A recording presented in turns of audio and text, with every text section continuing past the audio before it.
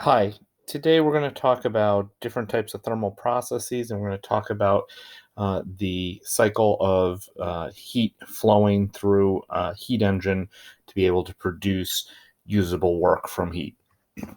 Whenever we're dealing with thermal processes, there are four distinct ways that we can limit the system. They're on the screen here: isobaric, isovolumetric, iso thermal, and adiabatic. Each of these methods is designed to give us a limitation to our pressure volume diagram. The first one, the isobaric, uh, we see that pressure stays constant, and that would mean in our PV diagram, the line would stay horizontal. In an isovolumetric, the volume stays constant, and in our PV diagram, the vertical line you have a vertical line where pressure's changing, where pressure's changing, but volume stays constant. Isothermal says the temperature overall stays constant. That means that when we are dealing with PV equals nRT, that we are holding the T constant, pressure and volume will be floating, but there also could be energy lost to the surroundings to make that happen. In our equation, U equals Q plus W. And in an adiabatic, there is no heat exchange with the surroundings, so the system may see a change in energy, but the change in energy has to be accounted for in the system without any energy coming in from the outside. There's no work done. And so these are the four types of thermal processes that we can use. Now, uh, looking back at our idea of the specific heats, we can see how we can apply them in the equation U equals Q plus W. And you can see here that the temperatures can be changed based on the specific heat of the gas and the overall work being done. And so in different scenarios here, we have uh, different values that are zero. For example, in the adiabatic, as I mentioned, energy cannot be exchanged with the environment, so Q is zero. In isovolumetric, volume change is zero. So if that's the case, then we see that that W is zero, work equal PV. When we deal with the isothermal, we're seeing that there's no heat increase, so U stays zero. And so you can see the general idea of how these work together to be able to give us our idea of how we change pressure, volume, temperature to cause a change in the first law of thermodynamics. Now, we are going to deal with isolated systems, and we're going to talk about how um, energy can flow. Um, in reality, there is no such thing as a perfectly isolated system. So just keep that in mind that we are talking more about ideals as we go along here. A cylindrical cycle is a cycle that repeats itself. In the real world, again, this doesn't happen. But what that would mean is that the amount of energy, internal energy U, would be the same at the beginning and the end of the cycle. That work may happen, that heat may be created, but then we're converting work to heat and heat back to work without any loss in energy.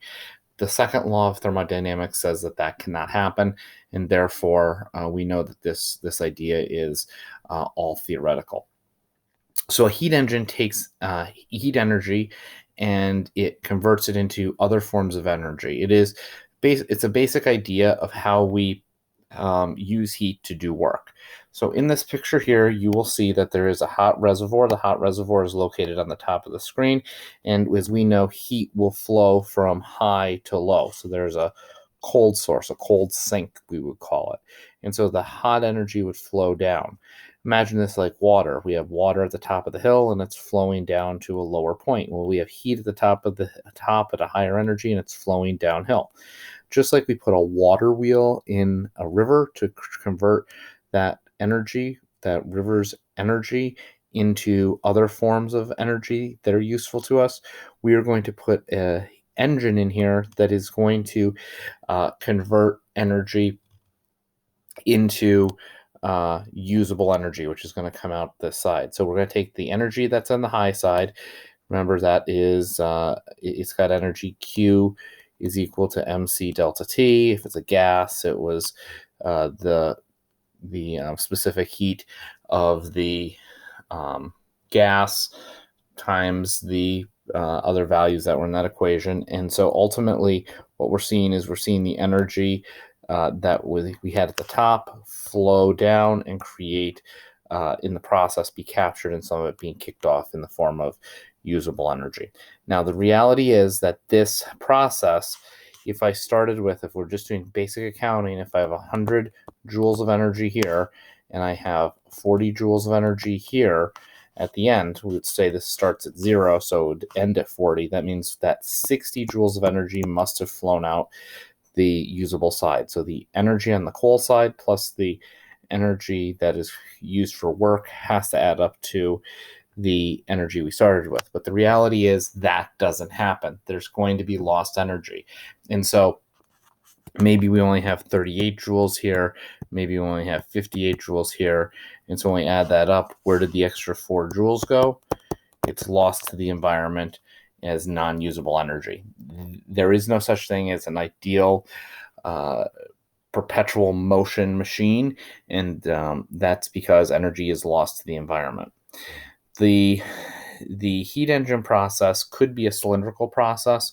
That would mean that we would see a conversion of pressure to volume, back to pressure, back to volume, and we see this cylindrical cycle. The area inside of here, note this, the area inside of here is the work the engine does, and in an ideal scenario, the engine just keeps going in this loop. The reality is that does not happen. The reality is that as this is moving along, maybe it doesn't go back to its original shape, so we are progressively losing energy as we go along until there's no more energy in the system. It's been lost out to the environment. But if we are going to make this ideal, we can think about this cylindrical cycle, which is going to have the energy moving back and forth between multiple forms. The efficiency of the thermal energy is just like the efficiency of a machine. What we said with efficiency was that we were seeing that the usable energy divided by the energy put in, it was equal to the efficiency. So ideally, if all the energy went out as usable work, and we had 100 joules in, we had 100 joules pushed out as usable work, we'd have an efficiency of 1. That doesn't happen. So two ways of looking at this is to say, what's the work done? Going back to our picture here, the work is the amount of energy coming out that side. The other way of looking at it is the difference between cold, hot and cold. And so that would be the 100 minus the 40, which we had down here, giving us the 60. So what did we start with? What's on the bottom? Whatever's left over must have come out as work. That is how we would work through to have an understanding of the thermal efficiency of an object. Now, what they do in this last equation here, it's sort of a little math trick. They divide the H through both sides. When they do that, that turns into 1, and they're left with QC over QH. I don't necessarily like that equation, although we're going to see it a few times. I am a big fan of the first equation. The second equation is derived out of that, if you understand that work is the change in energy. And then this last one does create some mathematical issues.